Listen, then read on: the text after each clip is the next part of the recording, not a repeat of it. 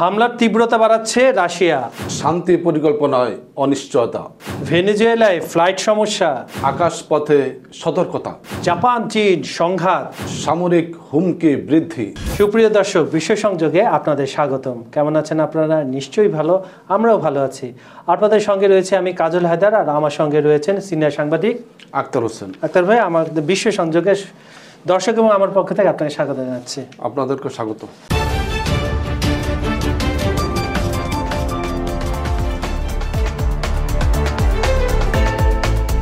আচ্ছা, দর্শকদের একটু কয়েকটা কমেন্ট পড়ে তারপর আমরা মূল অনুষ্ঠানে চলে যাই। দর্শকরা হচ্ছে প্রাণ আমাদের অনুষ্ঠানে।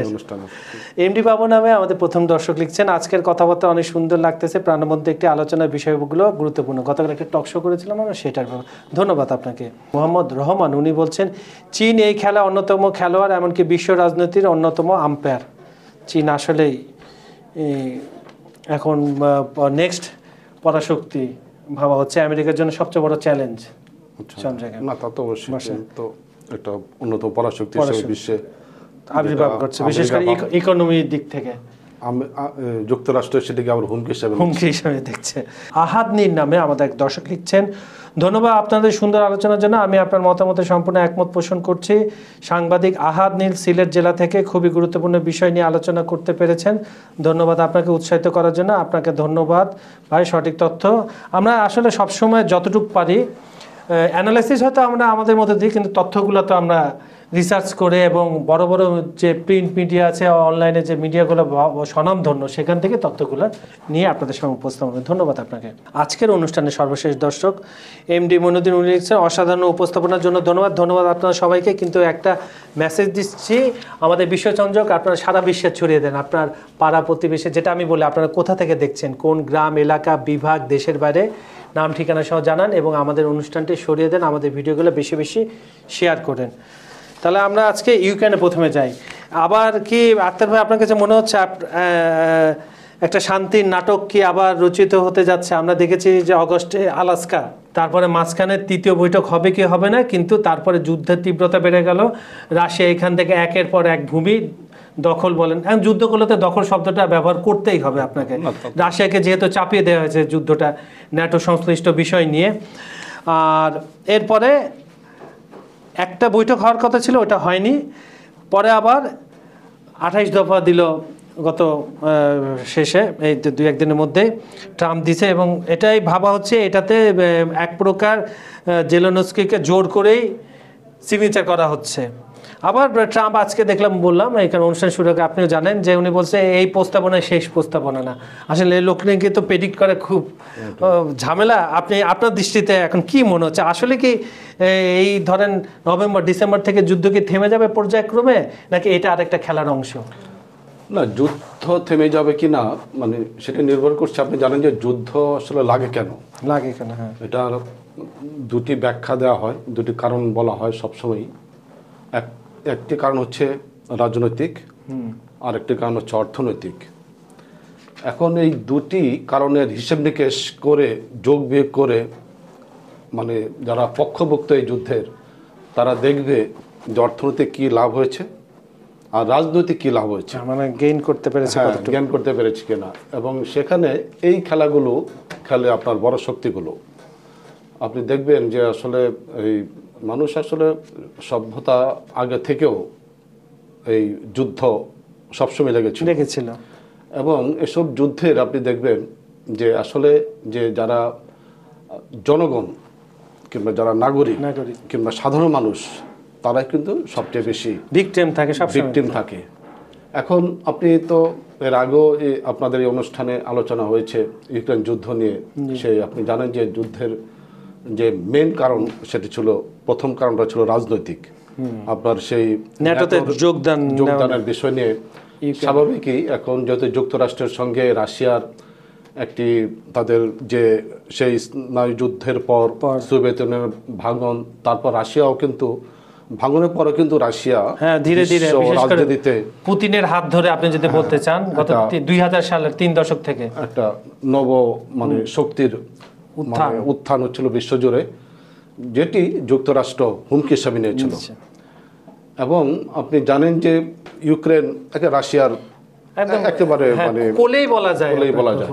যদি আপনি ওভাবে দেখেন মানচিত্রটা। ন্যাটো সেখানকার সদস্যপদ তারা নেবে এবং সেখানে সামরিক স্থাপনা তৈরি করবে, এই আলোচনাগুলো আপনাদের অনুষ্ঠানে হয়েছে এবং এটা কখনোই রাশিয়া মেনে নেয়নি এবং নেওয়ার কথাও না, কথাও না আসলে। হ্যাঁ, তো সেই এটা এটা একটা রাজনৈতিক কারণ, অর্থনৈতিক কারণ তো আপনি জানেনই। কারণ যে রাষ্ট্রে যুদ্ধ হয়, যেখানে পরাশক্তিগুলো ঝাঁপিয়ে পড়ে, সেখানে মেইন টার্গেটটা থাকে সম্পদ এবং লুণ্ঠন। এই সম্পদ লুণ্ঠন করাই হলো এইসব যুদ্ধের মানে প্রধানতম কারণ। এখন এগুলো বলা হচ্ছে যে সম্পদ লুণ্ঠন হচ্ছে প্রধান কারণ, রাজনৈতিক হলে সেকেন্ড, বা রাজনীতিকে সামনে নিয়ে আসা হয়, আসলে মেইন টার্গেটটা থাকে হলো সম্পদ লুণ্ঠন। এখন ইউক্রেন, এখন যেটা আপনি বললেন যে যুদ্ধের পর যে প্রস্তাবটা দিয়েছে যে ট্রাম্প এখানে আবার একটা নতুন বিশ্ববাসীকে বোঝানোর চেষ্টা করছে যে ট্রাম্প আসলে শান্তির পক্ষে কাজ করছেন এবং কিছু দৃষ্টান্ত তিনি তৈরি করেছেন। সারা ওয়ার্ল্ডে একটা চালু আছে যে একটা নবশক্তির উত্থান হচ্ছে, সে রাশিয়া এবং চীনের মধ্য দিয়ে, এবং সেটা আমেরিকার জন্য একটি বড় থ্রেট ভবিষ্যতের জন্য, ভবিষ্যতেও। কিন্তু আপনি এসব যুদ্ধে দেখবেন যে কার নেতৃত্বে এসব যুদ্ধ থামছে, এই আলোচনাগুলো কিন্তু আসতেছে। এবং আপনি দেখেন ভারত পাকিস্তানের সেই যুদ্ধের যে থামিয়ে দিল, সেটি কিন্তু ট্রাম্প দাবি করছে যে তার কারণে এটি হয়েছে। থাইল্যান্ড কম্বোডিয়া আপনি ধরেন, থাইল্যান্ড কম্বোডিয়া, সেখানেও কিন্তু মেইন মার্কিন যুক্তরাষ্ট্রের একটা বড় ভূমিকা আছে। এবং সর্বশেষ অনুষ্ঠান করার আগে তার একটা রয়টার্সে আমি পড়ছিলাম, সে একটা বলছে একটা দারুণ কথা যে 8টি যুদ্ধের মধ্যে 5টি আমি বন্ধ করেছি ট্যারিফের ভয় দেখিয়ে, শুল্কের ভয় দেখিয়ে। না, সেটা নানা কারণ তো থাকবে। এটা ট্রাম্প দাবি করছে যে তার মধ্য দিয়ে যুদ্ধ বিরতি হয়েছে এবং যার ফলে যুদ্ধ থামিয়ে দেওয়ার একটা প্রচেষ্টা তিনি করেছেন এবং করছেন। এবং তারই প্রেক্ষিতে এই অভিঘাতটা এসে লাগলো ইউক্রেন এবং এই রাশিয়ার যুদ্ধে। এবং তিনি যে ফর্মুলা দিয়েছেন, যে দফাগুলো দিয়েছেন, সেই 27টি দফা নিয়ে, 27 দফা নিয়ে সারা বিশ্বে, 28টি দফা নিয়ে সারা বিশ্বেই এটা আলোচনা হচ্ছে। আসলে বিশ্বের কোনো মানুষই চায় না যুদ্ধ। এবং আপনি খুব ডিপলি যদি অনুভব করেন যে আসলে আমি আজকেও দেখতেছিলাম যে এই যে ড্রোন হামলা, যত ধরনের প্রযুক্তি আছে সেটি কিন্তু ইউক্রেন যুদ্ধে ব্যবহার করা হয়েছে। ট্যাঙ্ক, বিমান এবং প্রযুক্তি, সাইবার সবকিছুই ব্যবহার করে। এটা তো আসলে হয়ে যায় কি জানেন, যুদ্ধটা লাগলে আপনার কি কি নতুন অস্ত্র আছে আপনি বিক্রি করবেন, এটা একটা পরীক্ষাগার হয়ে যায়, ল্যাবরেটরি। হ্যাঁ, আপনি দেখেন সর্বোত্তম ব্যবহার যা করার। সর্বশেষ আমি আপনাকে তথ্য দিই যে ইন্ডিয়া পাকিস্তান যে সংঘর্ষ হয়েছিল, সেখানে রাফাল খুব দামি কোম্পানির প্লেন, ফ্রান্সে ইউরোপে দুর্দমান, কিন্তু চীন কি করলো, জে-10 দিয়ে তার মার্কেটিংটা ভালো করে দিল। এইটাই তো হচ্ছে খেলা। এই খেলায় তো আপনার যুদ্ধ নেপথ্য তো একটা জানেন, বড় অর্থনীতি, বাণিজ্য থাকে, অর্থ বাণিজ্য। তো এখন যে 28টি প্রস্তাব দিয়েছে, আপনি দেখেন 28টি প্রস্তাবের জিনিস না, 3টি বিষয় যদি আপনি খেয়াল করেন তাহলে কিন্তু যুদ্ধের কারণটা বেরোয় আসবে, স্পষ্ট হবে। হ্যাঁ, তারা বলছে যে ন্যাটোর সদস্য হতে পারবে না ইউক্রেন, যেটা পুতিন বারবার বলছে, বারবার বলছে। আরেকটা হচ্ছে যে তাকে নিরপেক্ষ থাকতে হবে, এবং যদি সে চায় তাহলে ইউরোপিয়ান ইউনিয়নের সদস্য হতে পারবে। সেটাই ইউনিয়নের। আরেকটা হলো যার সামরিক শক্তি কমাইতে হবে, একটা নির্দিষ্ট পরিমাণে তাদের কাছে সৈন্য সংখ্যা রাখতে হবে। তার মানে ইউক্রেনকে একটা চেপে বসছে, এবং কলোনি বানিয়ে ফেলবে। এবং সেটি নিশ্চয়ই যুক্তরাষ্ট্রের এবং রাশিয়ার এর নেপথ্যে সমঝোতায় হয়েছে, সমঝোতা যুদ্ধ এখন। এবং একরকম জেলেনস্কির একটা চাপ, বাড়তি চাপ কিন্তু এসে গেছে, এবং তাকে বলছে যে তুমি যদি মেনে না নাও তাহলে যুদ্ধ তোমাকেই করতে হবে। সেটা তার মানে স্পষ্ট হুমকি একটা, আমরা আর কিছু দিব না। নেটো এবং আদার্স যে ইউরোপিয়ান কান্ট্রিগুলো হয়তো সেখানে যোগদান করবে না, কারণ মার্কিন যুক্তরাষ্ট্রের নেতৃত্বে তো এই জোটগুলো হয়েছে। ফলে আমরা যেটি দেখতে পাচ্ছি যে উনি একটি আলটিমেটাম দিয়েছেন যে বৃহস্পতির মধ্যে জানাতে হবে। এখন আমরা সবাই যুদ্ধ চাই, যে যুদ্ধ না হোক এবং বিরোধী, আমরা শান্তি প্রতিষ্ঠিত হোক। তো এই প্রস্তাবগুলো কিন্তু পুতিন অনেক আগিয়ে দিয়েছিলেন। 6টা যে প্রস্তাব ছিল একদম সিমিলার, এবং এটা নিয়ে হোয়াইট হাউস এবং সিনেটরদের মধ্যে নানা চলছে, যে তাদের মধ্যে ডিবেট, যে এগুলো আসলে ট্রাম্পের প্রস্তাব নয়, কেউ না কেউ দিয়েছে এবং সেখান থেকে এগুলো প্রকাশ হয়েছে। এখন আপনি জানেন যে আসলে যদি 28টি মেনেও নেয় তাহলে কি সমাধান হয়ে যাবে? কারণ এখানে যে মেইন যে বিষয়গুলো জাতিগত একটা বিষয় আছে, তাই না? সেখানে রুশ ভাষাভাষী আছে। এই 28টির মধ্যে কিন্তু একটি দফা আছে, ওদেরকে স্বীকৃতি দিতে হবে, স্বীকৃতি দিতে হবে, এবং তাদের শিক্ষা প্রতিষ্ঠানে রুশ ভাষা, রুশ সাহিত্য, রুশ চলচ্চিত্র, রুশের শিক্ষা সংস্কৃতি এগুলো সেখানে চালু করতে হবে। কারণ 41% সেখানকার জনগণ হচ্ছে রুশ ভাষাভাষী। তো এই বিষয়গুলো আসলে সে জাতিগত যে বিভেদটা এই প্রস্তাব যদি মেনেও নেয়, সে বিভেদটা কতটুকু থামবে এটা ভবিষ্যতে বলে দিবে। তারপর যে দখলকৃত যে অঞ্চলগুলো সেগুলো ফেরত দিতে হবে। আপনি জানেন যে দোনেস্ক এবং লুহানস্ক যে ঝাপরজিয়া বলেন লুহানস্ক, তো সেগুলো ফেরত রাশিয়াকে দিতে হবে। এটা তো এখানে সমস্যা। তো এই বিষয়গুলো একটা বাড়তি একটা বড় চাপ এখন, সেটা সবাই বিশ্ব অপেক্ষা করছে যে আসলে 28 তারিখে কি হয়, এটার কি উত্তর দেয়, এটা রিপারকাশন কি, এবং নিশ্চয়ই তিনি তার জাতির সঙ্গে কথা বলে বা সম্মেলন কথা বলেছে। তার মানে যেটা বোঝা যাচ্ছে যে 2-3 দিনের মধ্যে ব্যাপারটা পুরোপুরি একটা স্পষ্ট ধারণা পাবো। এর মধ্যে আপনি জানেন যে বেলারুসের প্রেসিডেন্ট ট্রাম্পের একটা সাথে চুক্তি করে 31 জন ইউক্রেনের নাগরিককে মুক্ত করে দিয়েছে। এটা একটা খুব ভালো খবর। না, এগুলো একটা যুদ্ধের একটা এটা যেহেতু একটা বিরতির দিকে যাচ্ছে যুদ্ধ, এবং এতে কিছু প্রসেসিং থাকে। আপনি জানেন যে ওই যে ট্রাম্পের উপর নিষেধাজ্ঞা আছে, তার উপর গ্রেপ্তারি পরোয়ানা আছে, এবং এগুলো যে ট্রাম্প বলেছেন যে এই প্রস্তাবে বলা আছে যে উভয় দেশ যদি সম্মত হয় তাহলে রাশিয়ার প্রতি যে নিষেধাজ্ঞাগুলো আছে এগুলো ধীরে ধীরে উঠে যাবে, এগুলো উঠিয়ে দেওয়া হবে। এবং আরেকটি বিষয় খুবই হাস্যকর মনে হলো, আপনি দেখেন যে এই যে প্রস্তাবগুলো, এই একটা প্রস্তাব কিন্তু আছে যেখানে রাশিয়ার টাকা বিভিন্ন ব্যাংকে যে জব্দ করা ছিল, সেখান থেকে ইউক্রেনকে পুনর্গঠনের জন্য মানে দিতে হবে। সেখানে $1000 কোটি বলা হচ্ছে এটা ইউক্রেনের পুনর্গঠন তহবিলে দেওয়া হবে, এবং আরো যে $1000 কোটি আছে সেটি বিনিয়োগ করা হবে ইউক্রেনে, এবং সেই বিনিয়োগের অর্ধেক যেগুলো বেনিফিট হবে সেগুলো পাবে আপনার মার্কিন যুক্তরাষ্ট্র। তার মানে ব্যবসা আমি যেটা শুরু করেছিলাম না, মানে আমার টাকা দাও, টাকা ছাড়া আমি নড়বো না, ঠিক আছে? এটাই হলো টার্গেট, হচ্ছে এই অর্থ, সামনে রাজনীতি, নেপথ্যে হচ্ছে অর্থনীতি। আর এই না, তারপরে আপনার আরেকটা ঘটনা ভেনেজুয়েলার সাথে খুব গরম অবস্থায় ছিল। এটা যেহেতু আপনি টানছেন আমি বলেই ফেলি, ভেনেজুয়েলার ঘটনা মাদক নিয়ে একটা ঘটনা ছিল। তো মার্কিন যুক্তরাষ্ট্র তার সবচেয়ে বড় রণতরী সেখানে পাঠানো হলো। এরপরে এগুলোকে যে রিপোর্টে আসছে, মাদুরা তেলের টোপটা দিল ট্রাম্পকে, যে আমাদের এখানে যে বড় রিফাইনিং কোম্পানিগুলো আছে এগুলোর দায়িত্ব মার্কিন যুক্তরাষ্ট্র নেই। এরপরে দেখলাম যে একটা প্রতিনিধি দল আসা যাওয়ার মধ্যে আছে। এর মধ্যে অবশ্য ভেনেজুয়েলার আকাশ ব্যবহার নিয়ে একটু ঝুঁকিপূর্ণ ঘোষণা করছে। তারপরে ওই আপনার কথাটাই ধীরে ধীরে সামনে মিসাইল থাকলে পিছনে অ্যাকাউন্টে টাকা ভরে, এটাই হচ্ছে কথা। আচ্ছা, আজকের অনুষ্ঠানে আমি সর্বশেষ একটা বিষয় আপনার জানতে চাই, সেটা হচ্ছে ইদানিং জাপান এবং চীনের সাথে একটা আপনি জানেন যে জাপানের প্রথম নারী প্রধানমন্ত্রী দেখা হচ্ছে, উনি একটি গরম মন্তব্য করেছিলেন এই মাসের শুরুতে চীনকে নিয়ে। সে বলছিলেন যে তাইওয়ানের উপরে যদি কোনো কিছু হয় জাপান সেটা নিজের ইয়ের মধ্যে রাখবে। এই কথাতে চীন স্বাভাবিকভাবে রিয়্যাক্ট করবে, এবং 2 দিনের কূটনীতিকে ডাকা হয়েছে, বহিষ্কার করা হয়েছে। এটা ঠান্ডা করার জন্য আপনার তাকে হচ্ছে তাইকোচি, যেটা উনি আবার দূত পাঠিয়েছিলেন।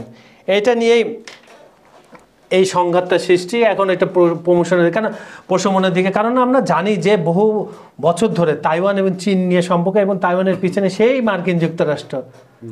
একটা কারণ হচ্ছে তাইওয়ানের বিশ্বের 92% আপনার যে চিপ তৈরি কারখানা ওখানে আছে, আর 70% নিয়ন্ত্রণ করে চীন।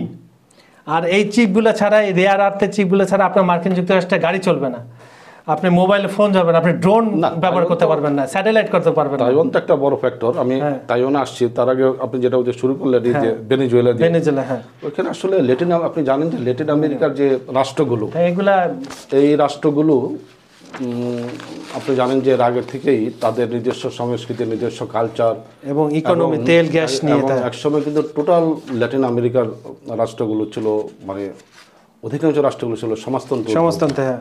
এবং ফিদেল কাস্ট্রো থেকে শুরু করে বিশ্বের বিরুদ্ধে কিন্তু সবসময় সোচ্চার ছিল, সবসময় সোচ্চার ছিলেন। এবং সেই রাষ্ট্রগুলো বিশেষ করে যে চিলি, ভেনেজুয়েলা, তারপরে হচ্ছে কিউবা এবং ব্রাজিলও, এইসব রাষ্ট্রগুলো কিন্তু সবসময় আপনার শোষিত মানুষের পক্ষে বিশ্বে ভূমিকা পালন করেছে। তো এখানে এই ল্যাটিন আমেরিকার রাষ্ট্রগুলোকে টার্গেট করে আপনার মার্কিন যুক্তরাষ্ট্রের একটা যে প্রশাসনিক যে কূটনীতি, এবং সেখানে কিন্তু তারা একটা ভিন্ন একটা কৌশল নেয়। তারা সবসময় তার পররাষ্ট্রনীতি সম্পূর্ণ ভিন্ন, বিশেষ করে মিডল ইস্টে এবং ল্যাটিন আমেরিকা। এটা তারা বিলিয়ন বিলিয়ন ডলার খরচ করে। আপনি জানেন এক ফিদেল কাস্ট্রোকে দমন করতে, এবং কিউবাকে তারা করতে, তাদের কবজা আনার জন্য বিলিয়ন বিলিয়ন ডলার খরচ করেছে। সেটাই ওষুধ এখন ভেনেজুয়েলার দেওয়ার চেষ্টা করেছে। এখন তারা বলছে যে ভেনেজুয়েলার আকাশ হুমকি। তো এটা একটা স্বাভাবিকই বিশ্বের এয়ারলাইন্সগুলো সতর্ক হয়েছে, এবং একটা অর্থনৈতিকভাবে তারা একটা বিশাল টাকা খেয়েছে। এখন যেটা বলা হয় যে মার্কিন যুক্তরাষ্ট্রের ক্ষেত্রে যে তারা যেটা বলে সেটা করে না, যেটা করে তারা সেটা বলে না। এখন স্বাভাবিকই এটা একটা নিশ্চয়ই ল্যাটিন আমেরিকার রাষ্ট্রগুলো তারা এটা নিয়ে ভাববে, ভেনেজুয়েলা এটা নিয়ে করবে, চিন্তা করবে। এখানে রাশিয়া তো জানেন ভেনেজুয়েলার পক্ষে, ওখানে একটা ফ্যাক্টর কাজ করছে না। তাইওয়ান নিয়ে আপনি তো জানেন যে এটা নিয়ে বিশ্ব অনেক আগে থেকেই এটা দ্বিধা বিভক্ত চলছে, এবং এই তাইওয়ান কিন্তু এক সময় নিরাপত্তা পরিষদের সদস্য ছিল, এবং সেখানে মার্কিন যুক্তরাষ্ট্রের মাধ্যমে কিন্তু সেই তাইওয়ানকে সরিয়ে সেখানে চীনকে সদস্য করা হয় প্রথম দিকে একদম। তো এখন সেই তাইওয়ান কিন্তু অনেক শক্তিশালী, আপনি জানেন, নানা দিক দিয়েই, বিশেষ করে অর্থনৈতিক দিক দিয়ে। এবং চীন যেহেতু এই তাইওয়ানকে সে একটা হার্ট মনে করে, একসময় তো চীন তাদেরই ছিল, জাপানের কাছে দ্বিতীয় বিশ্বযুদ্ধে হারার পরে আবার সেটা। তো এই তাইওয়ানকে নিয়ে কেউ কোনো কটূক্তি করলে বা কেউ কোনো, বিশেষ করে তাইওয়ান ইস্যুতে কিন্তু মার্কিন যুক্তরাষ্ট্রের সঙ্গে চীনের একটা বড় ধরনের একটা দ্বন্দ্ব সবসময় রয়ে গেছে। সুতরাং এটা, এবং কোনো রাষ্ট্র, বিশেষ করে যে জাপান কেন, যে কোনো রাষ্ট্রে যখন তাইওয়ানকে করে কটাক্ষ করে কথা বলে, তখন কিন্তু চীন এটা পাল্টা সবসময় এটা জবাব দেয়। এই ইস্যুতে চীন সবসময় কট্টর, মানে বিশ্বের অন্যান্য অন্যান্য জায়গায় কিন্তু আপনি দেখবেন চীন ছাড় দেয়, রিয়াকশন অনেক পরে দেয়, অনেক সময় যে ভ্যাটো, কিন্তু তাইওয়ান ইস্যুতে কিন্তু তারা সবসময় রিয়াকশন অলওয়েজ ফাস্ট। এবং জাপান এবং তাইওয়ান দুইটাই কিন্তু মার্কিন যুক্তরাষ্ট্রের খুব কাছের, কাছের। এই জন্যই এটা চীন এটা অন্যভাবে তারা এটা রিঅ্যাক্ট করে সবসময় করেছে। সেটাই। তো আক্তার ভাই, আপনাকে ধন্যবাদ খুব মূল্যবান আলোচনা করার জন্য। আশা করি এসব, আর বিশেষ করে ইউক্রেন রাশিয়ার ব্যাপারটা আরও 2-3 দিন গেলে আরও খোলাসা হবে, আমরা দর্শকদের বলতে হবে। তো সুপ্রিয় দর্শক, বিশ্ব সংযোগে আজকের অনুষ্ঠানটি কেমন লেগেছে আমাদের অবশ্যই কমেন্টে জানাবেন। আমাদের ভিডিওগুলো বেশি করে লাইক, কমেন্ট ও শেয়ার করুন। আপনার কমিউনিটি, বাঙালি কমিউনিটিতে যারা দেশের বাইরে আছেন ছড়িয়ে দিন। পশ্চিমবঙ্গে যারা বন্ধু আছে বাংলা ভাষাভাষী, তাদের মাঝেও এটা ছড়িয়ে দিন। ভাষা তো একই, এবং যুদ্ধ না শান্তি চাই, এই স্লোগানে সবাই কথাগুলো বলেছে। সেটাই এই অনুষ্ঠানের মাধ্যমে আমরা ছড়িয়ে দিতে চাই। আর আমাদের এই অনুষ্ঠানটা আপনারা কোথা থেকে দেখছেন অবশ্যই কমেন্টে লিখে পাঠাবেন। আজ এখানে বিদায় নিচ্ছি। সবাই ভালো থাকবেন, সুস্থ থাকবেন এবং নিরাপদে থাকবেন। ধন্যবাদ সবাইকে।